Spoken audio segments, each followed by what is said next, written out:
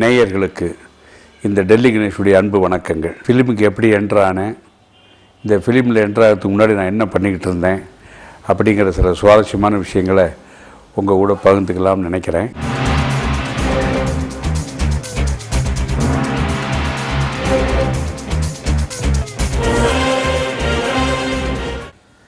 ஆக்சுவலாக நான் ஏர்ஃபோர்ஸில் 10 வருஷம் இருந்தேன். டெல்லி, ஜம்மு இந்த மாதிரி இடங்களில் ஒரு 10 வருஷம் வேலை பார்த்தேன். ஆனால் நிறைய நாள் இருந்தது டெல்லியில் தான். டெல்லியில் இருக்கிற காலத்தில் சின்ன சின்ன நாடகங்களில் நடிக்கிறதுக்காக என்னை கட்டாயப்படுத்தி கூப்பிட்டாங்க. எனக்கு நாடக அனுபவங்கள்லாம் ஒன்றும் கிடையாது. யாரோ வரலன்னு ஒன்று லாஸ்ட் மினிட்டில் என்னை கட்டாயப்படுத்தி ஒருத்தர் இழுத்துட்டு போயிட்டார். அவர் கட்டாயத்து மேலே மேடைக்கு போனேன், டயலாக்கை மறந்தேன், திருன்னு முழித்தேன். இதெல்லாம் காமெடியாக ஒர்க் அவுட் ஆகிடுச்சு. எல்லோரும் கைதட்ட ஆரம்பிச்சிட்டாங்க. அப்புறம் அவங்க கைதட்ட ஆரம்பிச்சோன்னு நடிக்கணும்னு ரொம்ப ஆசை வந்தது. டெல்லியில் நிறைய தமிழ் நாடகங்கள் நடிச்சிருக்கேன். இன்னும் சொன்னால் ஆச்சரியமாக இருக்கும், டெல்லி மட்டும் இல்லை, ஆக்ரா, சண்டிகார், இங்கெல்லாம் தமிழ்ச்சங்கம் இருக்குது. அனைவரும் பேருக்கு தெரியாது. அங்கெல்லாம் போய் அங்கே இருக்கிற ஒரு 500-600 தமிழ் ரசிகர்களுக்காக நாடகங்கள்லாம் போட்டிருக்கோம். டெல்லியில் நாடகம் போட்டோன்னு ஹிந்தி ட்ராமாவான்னு கேட்பாங்க. இல்லை, எல்லா இடத்துலையும் தமிழர்கள் இருக்காங்க. அங்கெல்லாம் போய் நாடகம் போடுவோம். ஸோ எல்லோரும் சொன்னாங்க, இங்கே போய் நீ உன் திறமையை வேஸ்ட் பண்ணுற, நீ சென்னைக்கு போனேன்னா சினிமாவில் சான்ஸ் எல்லாம் கிடைக்கும்னு. நான் சத்தியமாக அதை நம்பலை. எனக்கு சினிமாவில் வரணுங்கிற பெரிய ஒரு ஆசையும் கிடையாது. எனக்கு கல்யாணம் பண்ணணுங்கிற ஒரு கட்டாயம் வந்தது. அப்போ அவங்க சொல்லிட்டாங்க, அத்தை பொண்ணை தான் கல்யாணம் பண்ணேன். அவங்க சொல்லிட்டாங்க, இங்கே வந்தால் தான் கல்யாணம், வடக்க இருந்தால் இல்லைன்ட்டாங்க. அதுக்காக நான் சென்னை வந்தேன். சென்னை சும்மா பொழுது போகணுமே சாயந்தர நேரங்களில். அதனால் திரு காத்தாடி ராமமூர்த்தி அவருடைய நாடகங்களில் நடித்தேன். அதில் ஒரு நாடகம்தான் பட்டண பிரவேசம், திரு விசு அவர்கள் எழுதி இயக்கிய நாடகம். அந்த நாடகத்தை நடிக்கும்போது பாலச்சந்தர் இயக்குனர் சிகரம் பாலச்சந்தர் அவர்கள் அந்த நாடகத்தை பார்த்தார். பார்த்துட்டு அது திரைப்படம் ஆக்கும்போது அதே கதாபாத்திரத்தை எனக்கு திரைப்படத்தில் வழங்கினார். அதாவது பட்டண பிரவேசம் என்ற நாடகம் 1976, அதுதான் என்னுடைய திரைப்பட பிரவேசம். அப்படி தான் நான் திரையுலகுக்கு வந்தேன். பாலச்சந்தரால் அறிமுகப்படுத்தப்பட்டது எனக்கு ரொம்ப ஒரு பெருமையான விஷயம், மகிழ்ச்சிகரமான விஷயம். என்ன, இந்த நாடகத்தை பார்த்துட்டு திரு பாலச்சந்தர் அவர்கள் திரைப்படத்தை நடிக்கணும்னு அழைப்பு விட்டாங்க. இந்த செய்தி எனக்கு முதல்ல சொன்னதே டைரக்டர் விசு அவர்கள் தான். அப்போ நான் மயிலாப்பூரில் குடியிருந்தேன். விசு நானும் நெருங்கிய நண்பர்கள். நான் நாடகம் முடிச்சுட்டு வீட்டுக்கு சாப்பிட உட்கார்றேன். விசு ஓடியே கட்டி பிடிச்சி முத்தம் கொடுத்து தோளில் தட்டி என்னென்னமோ பண்ணார். என்னாச்சு அப்படின்னு. நல்ல செய்தி உனக்கு காத்திருக்கு, நாளைக்கு வரும். என்ன செய்தின்னு, நாளைக்கு வரைக்கும் வெயிட் பண்ண மாட்டியா, வெயிட் பண்ணு அப்படின்னு போயிட்டார். எனக்கு என்னென்ன தெரியாது. சத்தியமாக பாலச்சந்திரன் என்னை கூப்பிட போகிறாரு, படத்தில் சான்ஸ் கொடுக்க போகிறாருலாம் எனக்கு தெரியாது. காலம்பரை எனக்கு ஃபோன் வந்தது, இந்த மாதிரி டைரக்டர் பாலச்சந்தர் பார்க்கணுங்கிறாரு. நான் போனோன்னு நேற்று நாடகம் பார்த்து நல்லா நடிக்கிறப்பா, அதை அப்படியே திரைப்படமாக்குறேன். நீ இந்த திரைப்படத்தை நடிக்கிறியா? சார், நான் ஷூட்டிங்கே பார்த்ததில்லை, கேமராவும் பார்த்ததில்லை. அதெல்லாம் சரி, இப்போ நீ பார்க்க போறிய, நடிக்கிறியா? நீங்கள் சொல்லிக் கொடுத்தா நான் தான் ஏன் சொல்லிக் கொடுப்பேன், இப்போ வேறு யார் சொல்லிக் கொடுப்பா? நடிப்பையான்னு அதுக்கு பதில் சொல்ல மாட்டேங்கிற. நடிக்கிறேன் சார். அப்பா, இந்த பதில் உங்கள்கிட்ட வாங்குறதுக்குள்ளே போரும் ஆகுது. நடிக்கிறேன்னு ஒருத்த சொல்கிறா, நீ சொல்ல மாட்டேங்கிறிய அப்படின்னா நான் பேசாமல் இருந்தேன். சரி அப்பா, மேக்கப் போடுங்க அப்படின்னாரு.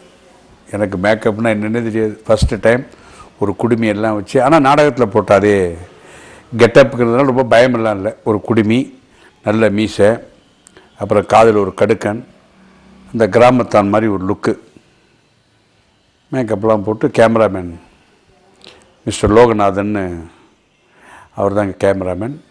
அவர் கேமரா முன்னாடி நிற்க சொன்னார். லைட்டெல்லாம் போட்டாங்க. நான் என்னென்ன சொல்கிறேனோ அதை பண்ணிக்கிட்டே இருப்பா. சரி சார் அப்படின்னு கேமரா ஆன் பண்ணிட்டு, கேமராவே பாரு, அப்படியே கொஞ்சம் கொஞ்சமாக கோவப்படு, நல்லா கோவப்படு, பல்ல கட்டி அப்படியே மேலே பாரு, அங்கேருந்து அப்படியே கேமராவை பாரு, சரி நல்லா சரி, வாய் விட்டு சரி, வெரி குட் வெரி குட், அப்படியே கொஞ்சம் கொஞ்சமாக சிரிப்பு அடக்குன்னு சொல்லி ஒவ்வொன்றா சொன்னார். நானும் ஒன்று ஒன்றா பண்ணிகிட்டே இருந்தேன். 1000 அடி எடுத்தாங்க. எடுத்து முடித்த உடனே அவர் பாலச்சந்தரை பார்த்து அப்படின்னாரு. எனக்கு அப்போயே புரிஞ்சு போச்சு, நான் செலக்டட் அப்படின்னு.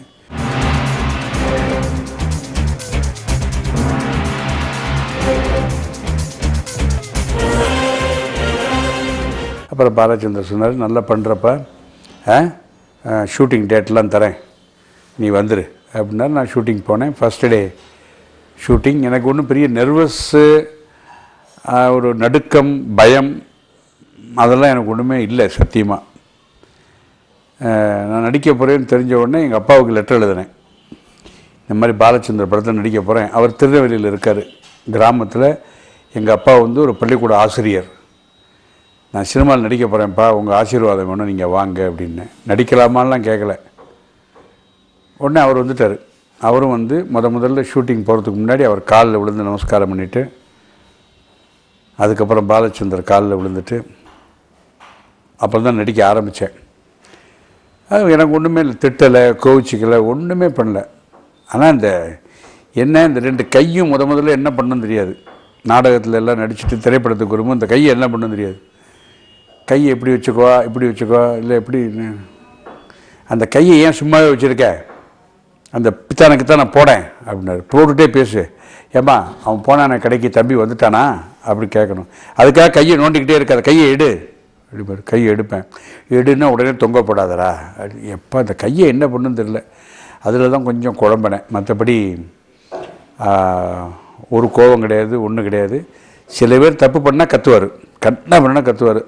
நான் நல்ல வேளை அப்படியெல்லாம் ஒன்றும் தப்பு பண்ணி அவர்கிட்ட திட்டெல்லாம் வாங்கலை. அவர் நடிப்பை ரசித்தார். அதனால் எனக்கு ஒரு பெரிய ப்ளஸ் பாயிண்ட் அப்போ எடுத்து. இந்த பாலச்சந்தர் அறிமுகம்ங்கிறதுனால அடுத்த படங்களில் அடுத்த கம்பெனிகளுக்கு நான் போகும்போது எனக்கு ஒன்றும் ரொம்ப சிரமம் ஏற்படலை. ஏன்னா பாலச்சந்தர் அறிமுகங்கிறதுனால ஒரு பெரிய அங்கீகாரம், ஒரு பெரிய மரியாதை எனக்கு கிடச்சிது. இப்போ கூட சமீபத்தில் போன ஒரு 2 மாதத்துக்கு முன்னாடி அவரை போய் பார்த்தேன். எத்தனையோ வருஷம் ஓடியாச்சு. 1976 ஒரு படத்தை நடித்தேன். இப்போ 2013, 35 வருஷம் ஆகிடுது. அவர் கூட உட்காந்து பேசிக்கிட்டே இருந்தேன். நீங்கள் அறிமுகப்படுத்தப்பட்டதுனால நான் தப்பிச்சேன் சார், இல்லைன்னு ரொம்ப கஷ்டப்பட்டுருப்பேன் அப்படின்னு சொல்லும்போது ஒரு கண்ணில் தண்ணி வந்துடுது. என் கண்ணிலையும் கொஞ்சம் கண்கள் குளமாயிடுச்சு. அதெல்லாம் பழைய கதைகளை பேசிக்கிட்டு இருந்தோம். அதனால் எனக்கு வந்து பாலச்சந்தர் அறிமுகம், அவரால் நான் சினிமாவுக்கு வந்தது ரொம்ப பெரிய பெருமை, ஒரு பெரிய ப்ளஸ் பாயிண்ட். அவர் நான் ரொம்ப திட்டு வாங்கலை. பின்னால் போக போக நான் நடிக்கிற காலங்களில் அவர்கிட்டருந்து நிறைய பாராட்டுக்கள் வாங்கியிருக்கேன். அவர் பார்த்து நடிக்கும்போது சிரிப்பார், வெரி குட், நல்லா இருக்குடா, இப்படித்தான் நான் பேர் வாங்கியிருக்கேன். அதுதான் எனக்கும் டைரக்டர் பாலச்சந்தர் சாருக்கும் உள்ள நடிக்கும்போது ஏற்பட்ட அனுபவங்கள். வணக்கம். Baby, I fever, danger, urgent. நீங்கள் தான். I am sorry, come tomorrow morning. யோ कल सुबह आओ. ஐயா, குழந்தை செத்து போறியா? आई एम सॉरी, अभी एडमिशन नहीं. अगर बीमार बढ़ जाएगा तो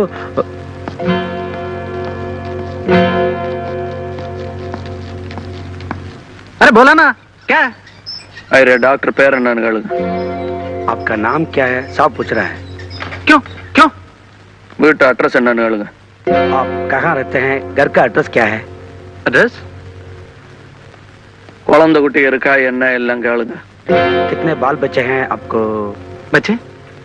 இவர் குழந்தை நல்லா இருக்கணும்னா நாம குழந்தைய நல்லா இருக்கணும்னு சொல்லுங்க. अगर आपका बच्चे को फिक्र है तो ये बच्चे को போங்க, குழந்தைக்கு வைத்தியம் பண்ணுங்க. साहब बोल रहा. போங்க. Sister, sister.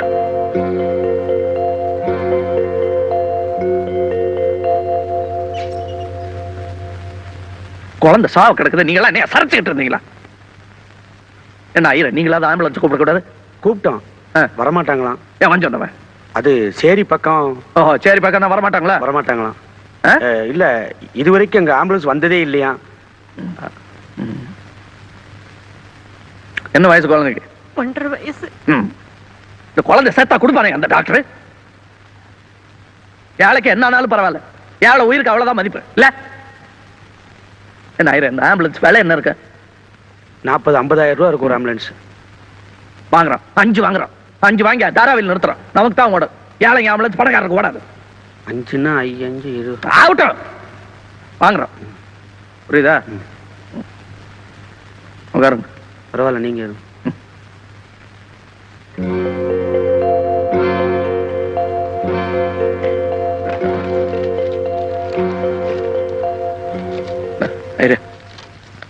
அம்மாட்ட என்னன்னு கேளு. ஐயா, ஒண்ணும் இல்ல, எல்லாம் நல்லபடியா நடக்க. என்னவா? ரெண்டும் தப்பிச்சுட்டான். ஆனா 2 நாள் இங்கே இருந்து அது கிடக்கட்டும், எவ்வளவு செலவானாலும் பரவாயில்ல. அம்மா ஒண்ணும் இல்லம்மா, பயப்படாதீங்க. டாக்டர் ஐயா, ஐயா. ராசாயா, நீ ஒரு உயிரை காப்பாத்திருக்கிற, எங்களால முடியாது. நீ செஞ்சிருக்கிறையா? நான் தப்பா நினைக்காத. என்னுடைய பேட்டின்னோ இல்லை நான் ஏதாவது சொல்கிறேன்னா நிச்சயமாக அதில் கமல் வருவார். கமல் சம்மந்தப்படாமல் டெல்லி கணேஷ் இல்லை. என்கிட்ட கேள்வி கேட்குறவங்களும் கமலை வச்சு தான் கேட்பாங்க. சார், கமலுக்கும் உங்களுக்கு என்ன சார் கெமிஸ்ட்ரி? அவர் படங்கள்லாம் நீங்கள் இருக்கீங்களே அப்படிம்பாரு. என்ன கெமிஸ்ட்ரின்னு தெரியாது. நானும் கமலும் முதல்ல சந்தித்தது வந்து சிம்லா ஸ்பெஷல். அந்த படத்தை கமலுடைய நண்பனாக நடித்தேன். நிறைய காம்பினேஷன் கிடையாது எனக்கு அவருக்கு. அதுக்கப்புறம் நடித்த படங்கிறது வந்து பார்த்தா ராஜபார்வை. ராஜபார்வையில் முதல்ல வேறு கேரக்டர் பண்ணேன். அப்புறம் அந்த கேரக்டர் எடுத்துகிட்டு மாதவியோட பிரதராக போட்டாங்க. அதுலேயும் ஒரு லைட்டாக ஒரு வில்லன் மாதிரி தான். எனக்கு பிடிக்காது ஒரு மாதவி கூட பேசுகிறது, மாதவி கூட பழகிறது. போய் இந்த குருட்டு பையில் போய் லவ் பண்ணுறே, நீ போய் உள்ளே போ, அது மெதுவாக அவனை தள்ளி விடுறது, இந்த மாதிரியே தான் இருக்கும் அந்த கேரக்டர். வில்லனிக் தான், லிட்டில் பிட் வில்லனிக். அந்த ராஜபார்வை பண்ணும்போது தான் நான் முதல்ல கமலை பார்த்துட்டு, சார் நான் உங்கள் ஃபேன், ஏன்னா அப்போல்லாம் 16 வயதில் படமெல்லாம் வந்துடுது, ஐஎம் யுவர் ஃபேன் அப்படின்னேன். அதுக்கு அவர் சொன்ன வார்த்தை, நான் உங்கள் ஃபேன் அப்படின்னு அவர் சொன்னார். அது இன்னும் ஞாபகத்தில் இருக்குது.